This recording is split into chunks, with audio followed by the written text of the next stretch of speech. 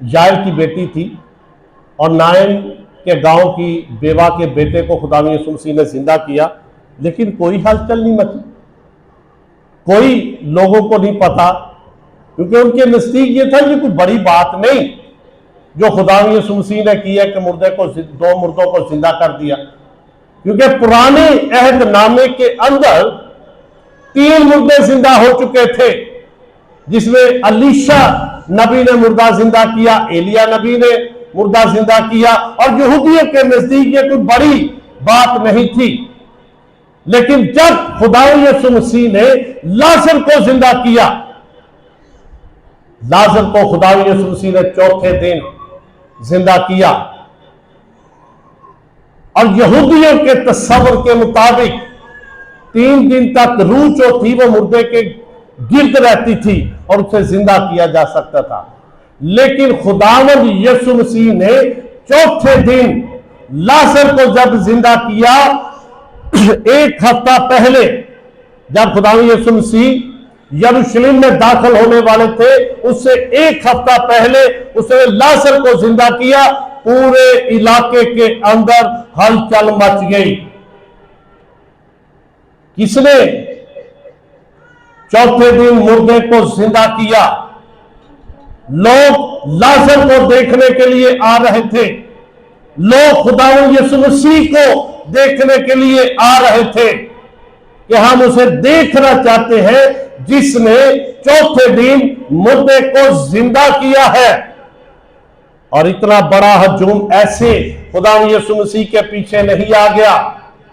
अब यह हजूम चाहता था कि ये हमें निजात दे। पहले नंबर पर इस हजूम ने उसे अपना बादशाह तस्लीम किया, होशना के नारे लगाए, क्योंकि नबी की मार्फत पैगाम दिया गया था कि दुख तेरे सयूं तू खूब ललकार, खुश हो, क्योंकि तेरा बादशाह तेरे पास आता है, वो गधे पर सवार है। और खुदावंद यीशु मसीह गधे पर सवार हुए। वो बादशाह उन्होंने कैसे उसको तस्लीम किया, और यहां पर मत्ती की अंजील के अंदर बयान किया गया है। 5 शागिर्दों ने जाकर जैसा यीशु ने उनको हुक्म दिया था वैसा ही किया। गधी और बच्चे को लाकर अपने कपड़े उस पर डाले और उन पर बैठ गया, और भीड़ में कैसे अक्सर लोगों ने अपने कपड़े रास्ते में बिछाए और औरों ने दरख्तों से डालियां काटकर राह में बिछाई। पहले नंबर पर बादशाह जब तस्लीम किया जाता था तो बादशाह के रास्ते में कपड़े बिछाए जाते थे, क्योंकि पुराना अहदनामा इस बात को बयान करता है। सलातीन की दूसरी किताब के 9वें बाब को जब आप पढ़ेंगे, खुदा ने समूएल नबी से कहा, जा जाकर याहू बादशाह को मसा कर।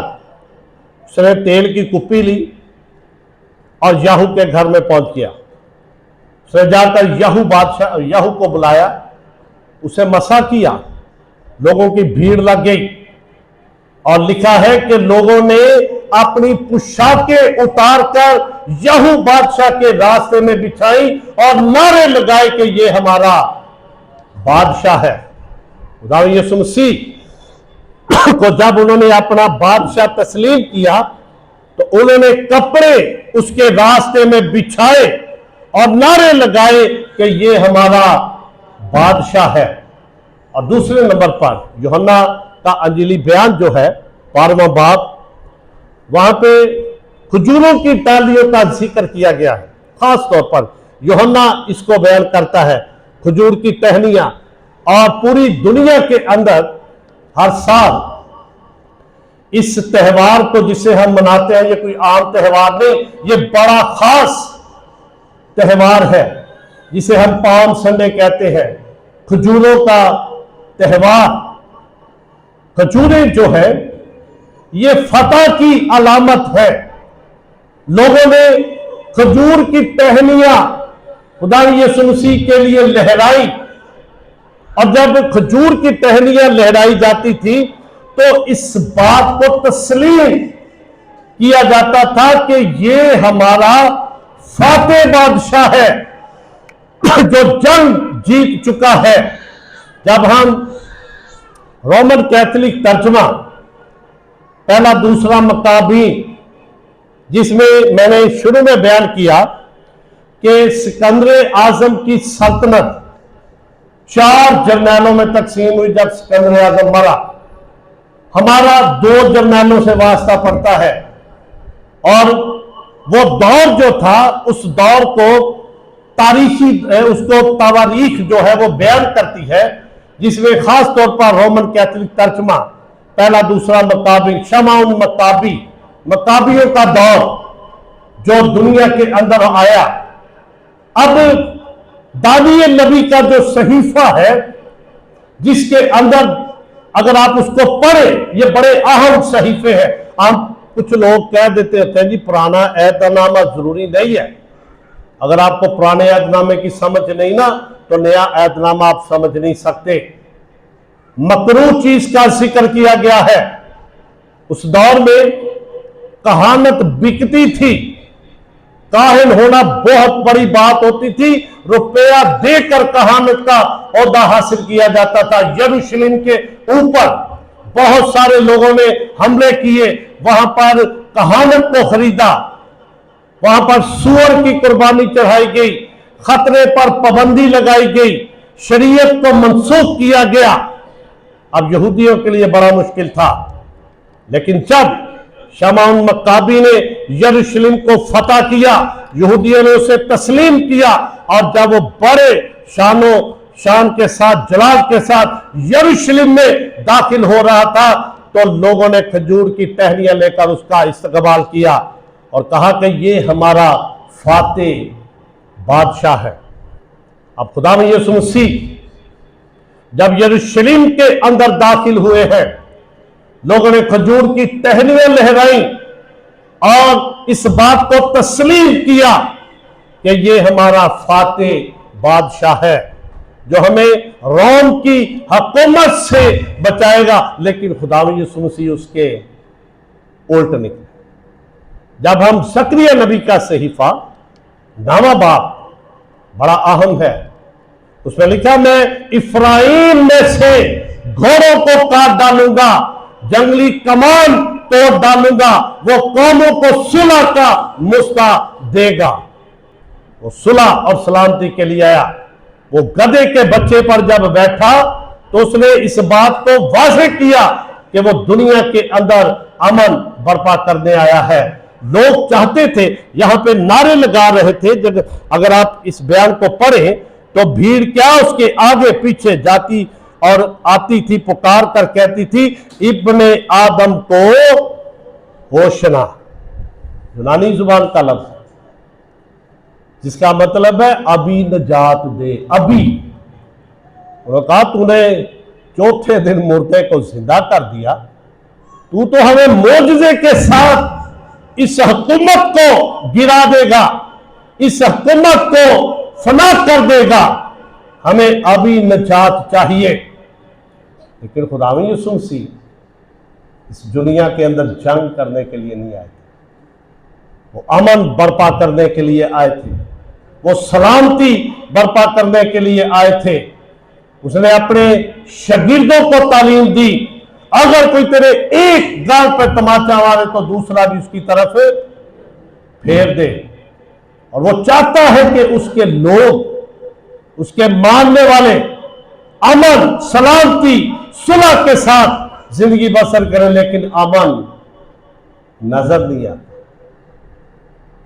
मसीहों की जिंदगी के अंदर, सलामती नजर नहीं आती, मसीह की तालीम नजर नहीं आती। आज भी हम होशना के नारे लगाते हैं, मुबारक है वो जो खुदावंद के नाम से आता है। नबी कहते हैं निजात उसके हाथ में है।